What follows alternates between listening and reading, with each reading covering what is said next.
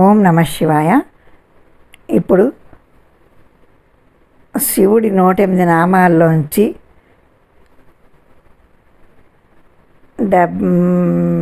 81 నుంచి 90 వరకు నామాలకి అర్థం చెప్తాను.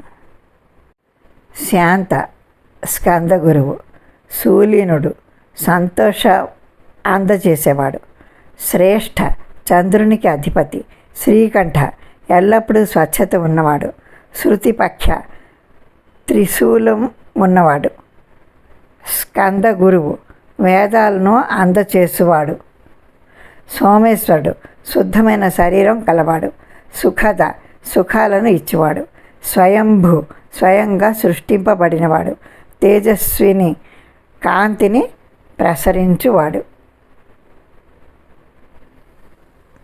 ఓం నమ శివాయ.